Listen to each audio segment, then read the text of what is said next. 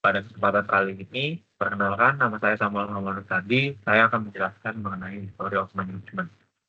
Yang pertama, definisi. Apa itu manajemen? Manajemen adalah proses mengatur, merencanakan, memimpin, dan mengendalikan sumber daya organisasi untuk mencapai tujuan yang diinginkan secara efisien dan efektif. Dari topik History of Management, kita akan beralih ke tahap yang pertama, atau early management, atau manajemen awal, di mana em, terbagi dalam beberapa contoh, seperti yang pertama, ancient management practices, atau yang dapat ditemui pada peradaban Mesir kuno dan pembangunan piramida yang melibatkan ribuan pekerja dan proyek berskala besar. Pembagian kerja dan perencanaan sudah diterapkan dalam konstruksi piramida. Kemudian ada juga contoh di Tiongkok kuno, Confucius, dan militer Romawi. Contoh lainnya itu Adam Smith and the Wealth of Nation, di mana di bukunya menjelaskan mengenai pembagian kerja atau division of labor yang menekankan pentingnya spesialisasi dalam pekerjaan untuk meningkatkan efisiensi dan produktivitas. Juga pengaruhnya terhadap manajemen, di mana konsep ini menjadi dasar dalam manajemen modern, terutama dalam produksi massal dan industri. Contoh yang ketiga yang paling terkenal hingga pada saat ini adalah Industrial Revolution atau revolusi industri, di mana terjadi perubahan signifikan dalam produksi dan pekerjaan manusia yang awalnya manual dengan tenaga manusia mulai beralih menjadi produksi dengan mesin ketika ditemukannya mesin uap. Fokus pada efisiensi dan produktivitas. Pada contoh ini, dengan pabrik yang lebih besar dan penggunaan mesin, kebutuhan akan pengawasan, perencanaan, dan pengorganisasian tenaga kerja meningkat. Ini menjadi awal mula formalitas dalam konsep-konsep manajemen yang lebih terstruktur. Evolusi dari pemahaman manajemen atau pemikiran mengenai manajemen, konsep manajemen, terbagi menjadi 4 era. Yang pertama itu classical approach atau pendekatan klasik. Yang kedua behavioral approach atau pendekatan perilaku.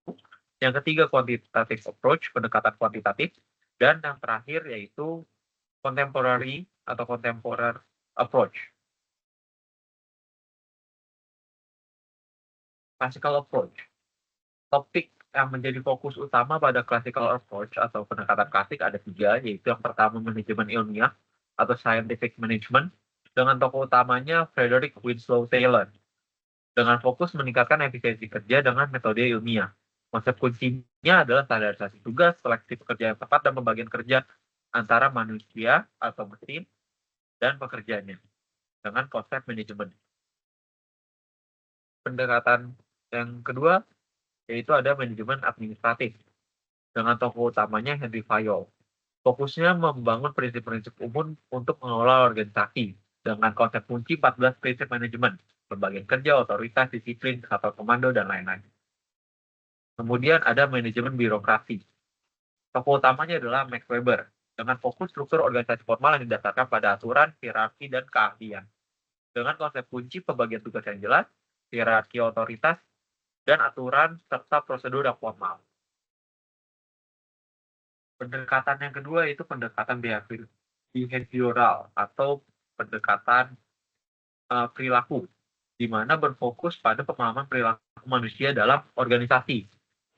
Dalam Hawthorne Studies oleh Alton Mayo, ditemukan bahwa perhatian terhadap pekerja meningkatkan produktivitas dengan fokus pada pentingnya faktor sosial dan psikologis di tempat kerja. Yang kedua, ada di Human Relation Movement atau gerakan hubungan manusia dengan tokoh utamanya Abraham Maslow dan Douglas McGregor. Dengan konsep kuncinya pada tokoh Maslow, manusia memiliki kebutuhan yang berjenjang dari fisiologis hingga aktualisasi diri. Dan untuk tokoh Douglas McGregor di teori X dan teori Y, pandangan positif dan negatif tentang pekerja dari sudut pandang Douglas McGregor. Dan behavioral science approach dengan fokus menggunakan teori dan penelitian psikologi dan sosiologi untuk memahami perilaku individu dalam kelompok di organisasi. Pendekatan yang berikutnya yaitu quantitative approach, di mana manajemen ilmu yang diutamakan ada 2, yaitu yang pertama manajemen science atau manajemen ilmu dengan fokus penggunaan model matematika, statistik, dan algoritma untuk memecahkan masalah manajemen. Dan operation management atau manajemen operasi dengan fokus meningkatkan efisiensi proses produksi dan operasional. Dengan konsep kuncinya, teknik pengambilan keputusan kuantitatif yang tepat, dan perencanaan dan pengendalian produksi yang tepat. Kemudian pendekatan yang terakhir, contemporary approach, difokuskan pada sistem approach dan contingency approach atau pendekatan kontingensi. Sistem approach organisasi sebagai sistem terdiri dari beberapa bagian yang saling terkait dengan fokus hubungan antara elemen-elemen dalam organisasi dan lingkungannya. Cara pendekatan kontingensi menyatakan bahwa tidak ada satu cara terbaik untuk mengelola organisasi.